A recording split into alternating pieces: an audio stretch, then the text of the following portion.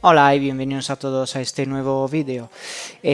Hoy íbamos a hablar de tres temas diferentes pero enlazados entre ellos, que son las clases envoltorios, el casting entre objetos y la comparación entre objetos.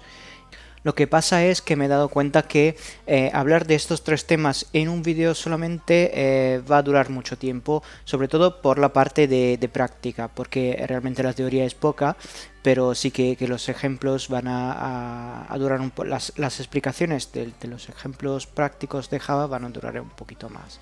Entonces, hoy en este vídeo vamos a hablar solo de las clases envoltorios y luego en las segunda y tercera parte hablaremos del casting y de la comparación entre objetos. Entonces, como decía, la estructura del vídeo, una primera parte de introducción como siempre sobre las clases envoltorios de datos primitivos y luego estos dos serán el casting y la comparación en otros vídeos. Y luego un ejemplo práctico. Vamos a hablar de qué son los envoltorios. Bueno, cuando se habla de envoltorios, se habla de envoltorios de datos primitivos. Entonces, también en inglés llamados wrapper classes. ¿Para qué sirve una clase envoltorio? Cuando ya tenemos unos datos primitivos, unos tipos primitivos que ya nos bastan. Entonces, ¿por qué crear una clase integer cuando ya tenemos un dato primitivo que nos representa un valor entero?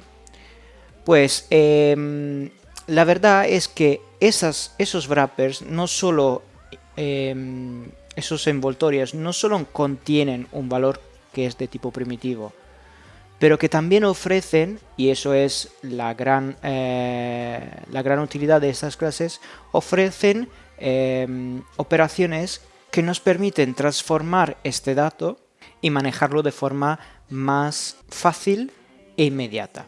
Entonces, básicamente lo que decía, es útil cuando tenemos que hacer transformaciones, conversiones, muy útil cuando se habla de conversiones entre un tipo de dato u otro, o leer en la representación del mismo dato, como ya veremos, por ejemplo, en los enteros, y en obtener parte de la información. Por ejemplo, lo que pongo ahí, por ejemplo, objeto, puntos, básicamente, suponiendo que nuestro objeto es un objeto entero, y llamando a la función signum, nos devuelve el signo, o mejor, un valor que representa el signo de ese valor entero. Y eso es solo un ejemplo para obtener parte de la información. Otro ejemplo que podría ser útil en un número entero es, una vez que yo me creo un objeto de tipo entero, puedo convertirlo de forma automática y automatizada en un double, o en un long, o en un short, y así siguiendo. Y luego también, por ejemplo, la clase integer ofrece una serie de constantes, por ejemplo, también el max value. Entonces, integer.maxValue significa que estoy recuperando el número entero más grande representable de tipo int. Bueno, eso básicamente es la teoría, realmente no hay mucho más que decir. Pasamos entonces a la parte práctica. Vamos a ver aquí entonces un ejemplo práctico de uso de los enteros, por ejemplo, de las clases integer, de la clase integer y de los objetos que se pueden construir, instanciar con la clase integer. Entonces, en nuestro main hemos declarado una serie de objetos enteros. Empezamos de línea 7, empiezo declarando un entero de tipo primitivo int y utilizo el constructor de integer donde se le pasa un entero de tipo int. Cuando sale esto, que básicamente me barra el nombre del constructor, significa que este método está deprecado. ¿Qué significa esto? Si nos ponemos con el cursor sobre el nombre del método, en este caso el constructor, nos dice que ha estado deprecado desde la versión 9 de Java y que se eliminará en las próximas versiones, o por lo menos que ha estado marcado como que se eliminará en las próximas versiones. Entonces, básicamente esto para decir que algunos métodos de algunas clases se pueden utilizar, pero están deprecados, y eso significa que es mejor no utilizarlas, o si es preciso utilizar esa, que por lo menos se vuelva a reemplazar ese código después de un tiempo. ¿Por qué? Porque ahora mismo yo puedo utilizar este método, solo tengo un warning, una alerta que me dice, oye, cuidado que tu código ahora va a estar bien, pero dentro de 6 meses, un año, igual no. Entonces, yo puedo asumirme esta responsabilidad de decir, vale, ahora está bien, ahora lo puedo utilizar, pero tengo que volver a revisar el código dentro de un tiempo para ver si efectivamente está todavía bien o si tengo que reemplazar este método. Dicho esto, vemos que ahora el constructor donde se le pasa un dato de tipo int primitivo está deprecado, pero nos permite utilizarlo. Entonces, en ese caso nos crea un objeto entero de tipo integer. Integer, como es evidente, es la clase envoltorio, el wrapper del tipo primitivo int. Entonces lo escribiremos y pasaremos a la creación de otro objeto integer. Estos tres objetos los he puesto para que veáis un poco cuáles podrían ser algunos constructores o cómo instanciar un objeto de tipo integer. No hace falta que se usen los tres, incluso estos dos están deprecados, entonces es mejor que no se usen, ¿vale? Entonces el segundo entero se crea a través de un constructor diferente del anterior, porque el anterior se le pasaba un dato de tipo int y en este caso se pasa un dato de tipo string. Entonces integer y un dato de tipo string, y me crea un objeto entero que contiene el valor entero del string que le he pasado. Evidentemente, si esta string no fuese parsable, permitidme el término, que no se puede convertir esa string en un valor numérico, entonces nos daría error. Y el error solo se vería en fase de ejecución del código. Vamos a probarlo, por ejemplo, le ponemos una O, entonces sería la string 1O. Pongamos que yo me he equivocado, en cambio de ponerle un 0 le he puesto una O. Lo voy a ejecutar y escribe la primera línea, pero produce un number format exception, porque evidentemente no puede convertir 1O, una string 1O, en un número entero. Vamos a dejarlo como estaba antes y pasamos al tercer caso, que es lo que realmente en este caso se puede utilizar, porque los dos antes no se podían utilizar. Esto no está deprecado y se puede utilizar libremente.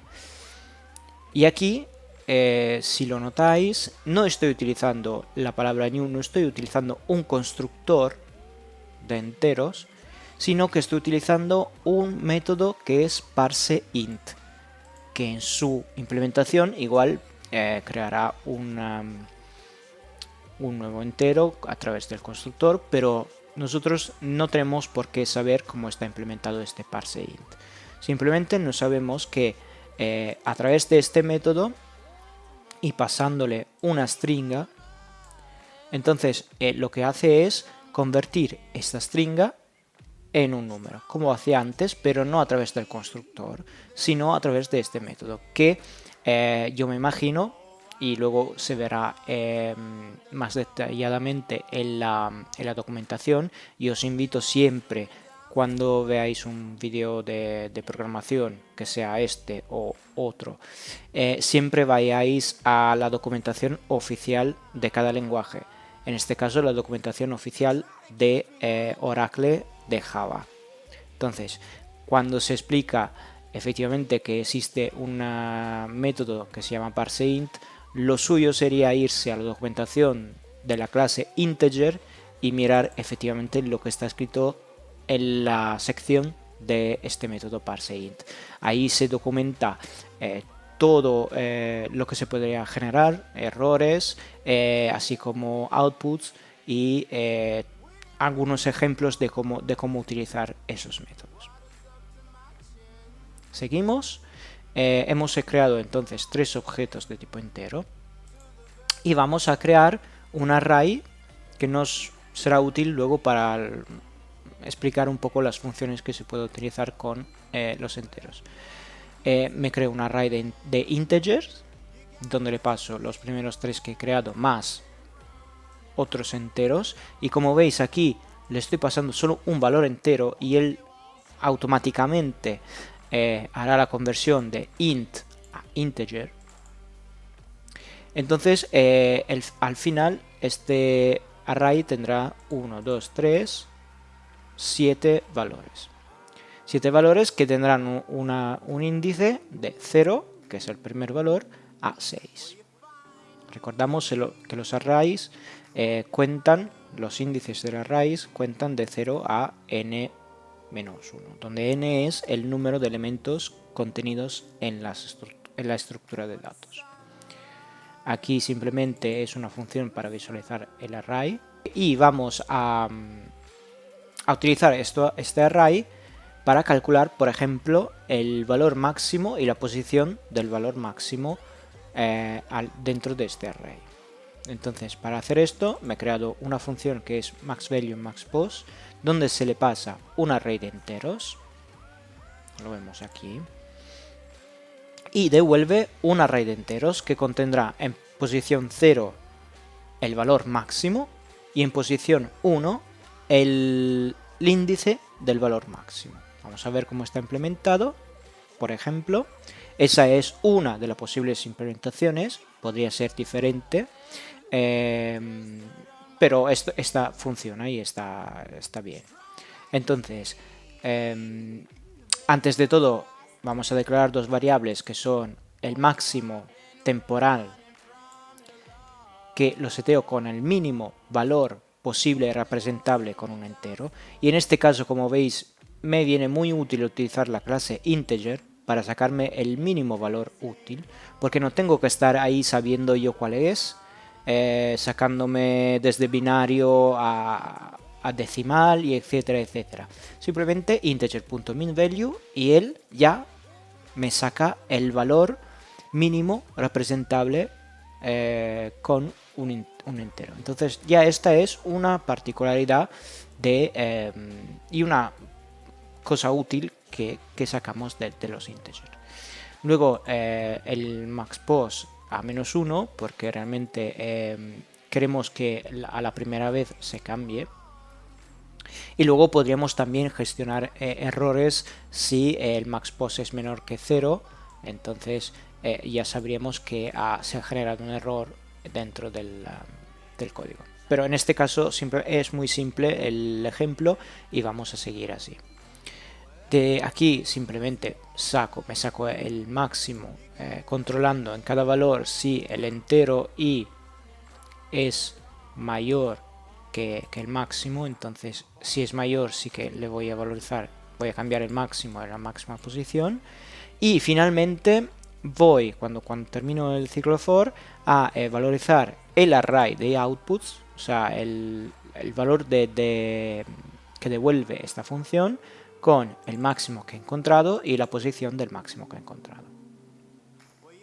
Y esto era para decir que el integer.minValue es una de las posibles constantes que ofrece integer y que son muy útiles a la hora de programar una función muy simple como esta, que es el máximo. Si ya no hubiésemos esta constante, tendríamos que calcularlo nosotros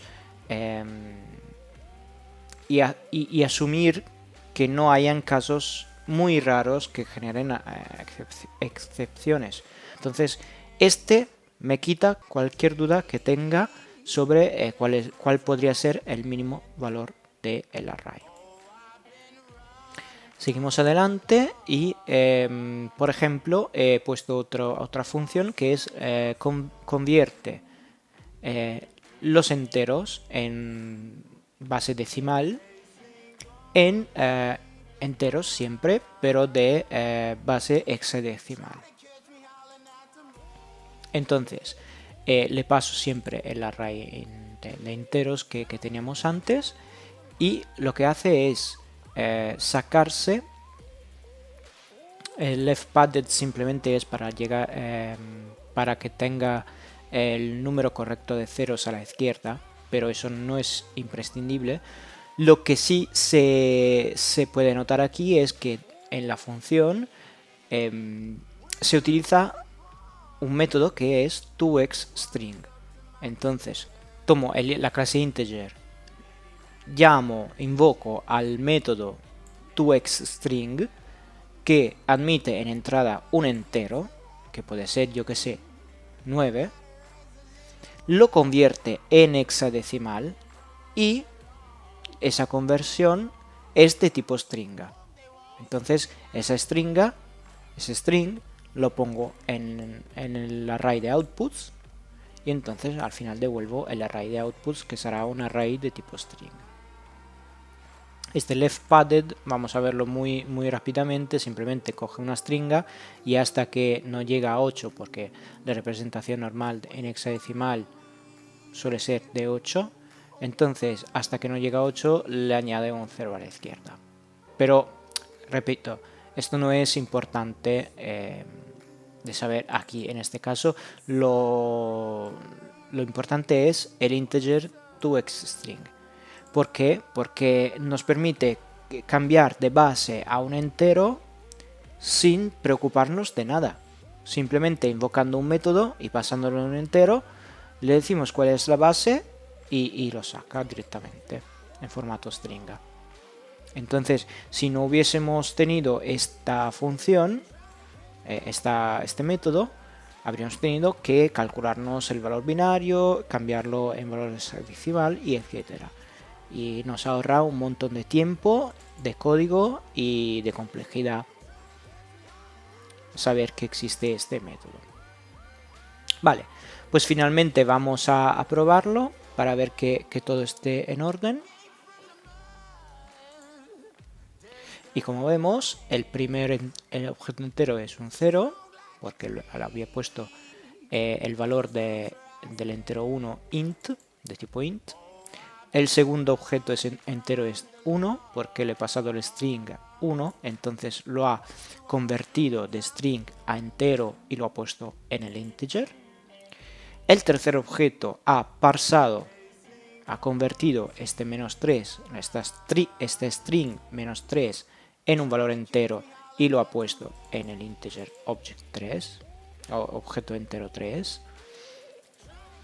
Luego he visualizado el array en línea 19 y entonces me he escrito 0, 1 y menos 3, que eran los primeros tres objetos que he creado, luego más 9, menos 5, 8 y menos 7, que son los que añadí al final. Me he sacado el valor máximo y su posición. Entonces el valor máximo me dice que es 9. ¿Por qué? Porque efectivamente el valor máximo entre estos es 9, y la posición de este valor es 3, porque se empieza siempre a contar desde 0, entonces 0, 1, 2 y 3. La posición del 9 es 3. Y finalmente el array de strings, donde hay representaciones en hexadecimal de los valores enteros que le he pasado. Entonces el 0 serán todos los 0, el 1 será todo 1.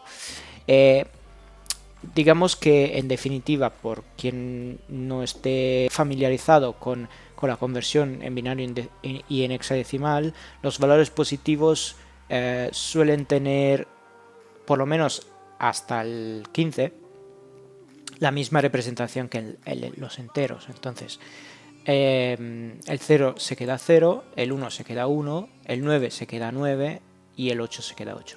Si aquí hubiese añadido 25, en ese caso sí que cambiaría todo, porque el máximo ya sería 25, la posición sería 7 y la representación de 25 en hexadecimal es 19.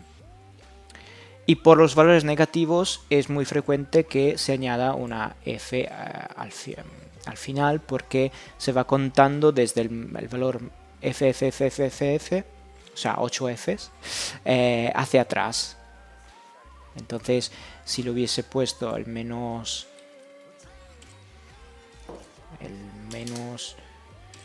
por ejemplo, 60,